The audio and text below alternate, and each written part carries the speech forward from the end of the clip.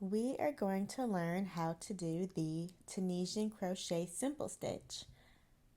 So first you're going to make your foundation row. And if you don't know how to do that, check the previous lesson on the foundation row. And you're going to notice that there's these bars, these little bars. So you're going to skip the first one because that's the one that your first loop on your hook is attached to. That counts as a stitch. And you're going to put your hook through that next bar. So you're going to go from right to left through the bar. You're not going to go through the foundation row. You're just going to work behind that bar.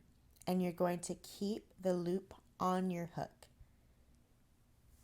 Do that in each and every stitch or bar until you get to the end of the row. So you see the next bar, work right behind that bar, pull up your loop, and keep doing that all the way until the end of the row. And I'll show you what to do in the final stitch of the row.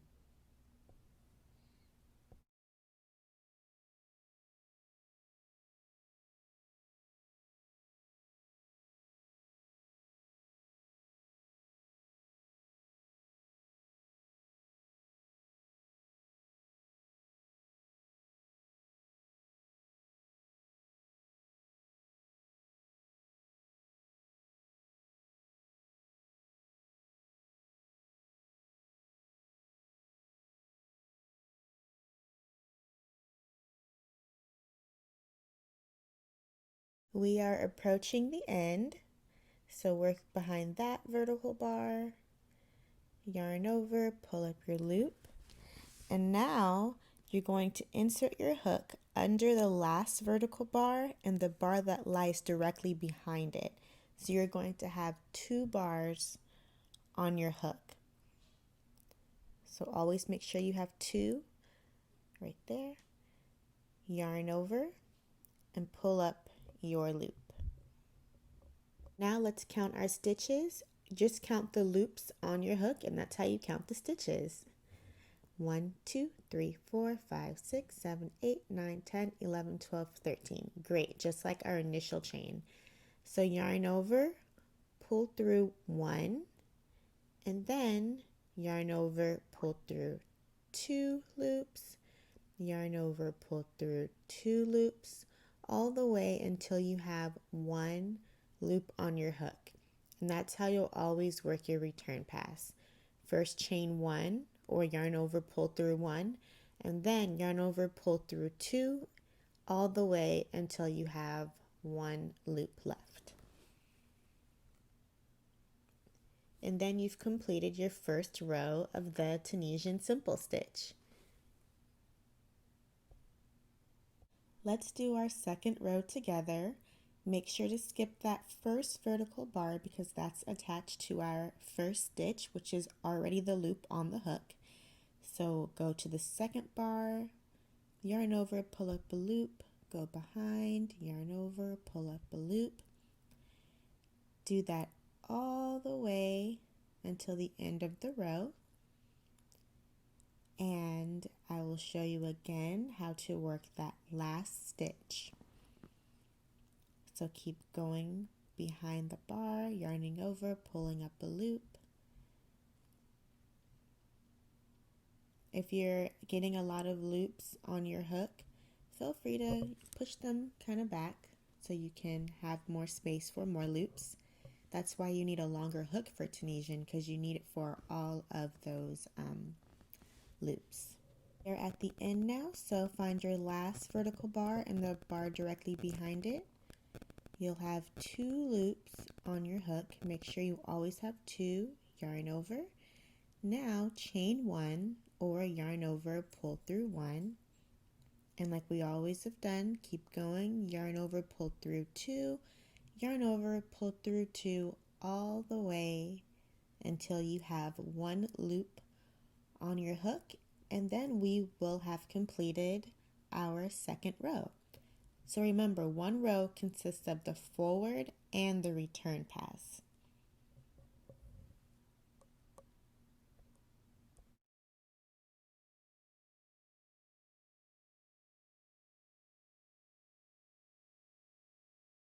Starting row 3, and also make sure if you need to, you can give it a little tug like I did. Just a little tug. That way the edging is neat. So you can do the tug in the beginning of the row, and then at the end of your return pass, you can give it a little tug, because sometimes that edging can be a little wonky, but other than that, just what you always do. Go behind the vertical bars, keep the loops on the hook. Don't forget to count your stitches. Always make sure you have the same number of loops on your hook that you have from the beginning chain that you've made. So I've made 13. I made 13 chains, so I should always have 13 loops at the end. Don't forget to go behind those 2 vertical bars, yarn over, pull through 1, and then yarn over, pull through 2 all the way until there is 1 loop left on the hook. And if you need to, you can give it a little tug to keep that edging neat. So continue to practice more rows.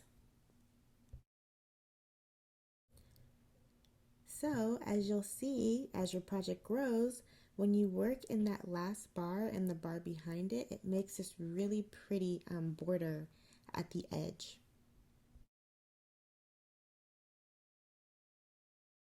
Here I've done a few more rows, and you really see how it grows and how the stitches make this pretty grid-like pattern, and that border looks very nice.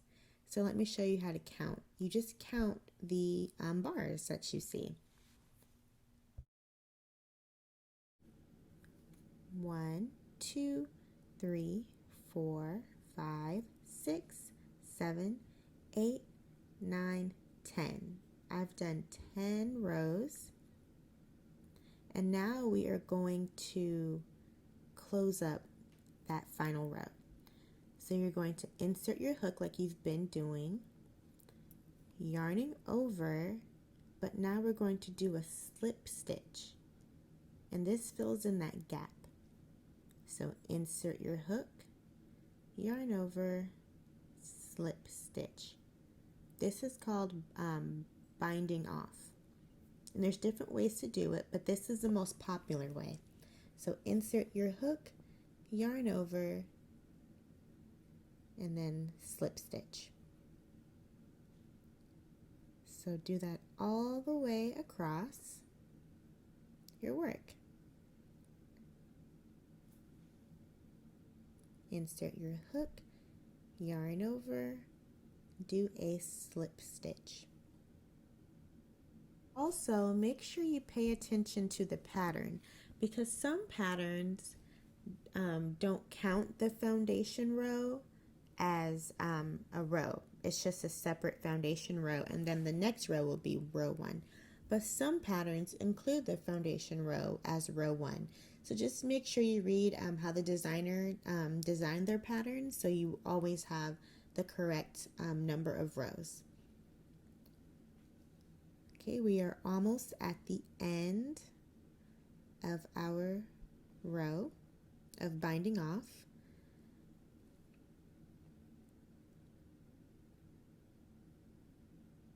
And just like you've always done, work in that last stitch or bar and the bar behind it, so you'll have 2 bars on your hook and slip stitch. And there you have it. Look at that beautiful texture. I love the Simple Stitch so much. Now we're just going to fasten off like you do in traditional crochet. And if you've never done that before, you cut the yarn, and then you're going to yarn over and pull the yarn all the way through. and then you're going to tighten it. And you have officially done it. Thank you so much for taking the time out to learn how to do the Tunisian Crochet Simple Stitch. This stitch is so beautiful and can be used for so many things, and I'm so excited for you. So if you liked this tutorial, please like the video and subscribe to my channel to see future Tunisian crochet tutorials, as well as traditional crochet and my free patterns. Thanks again.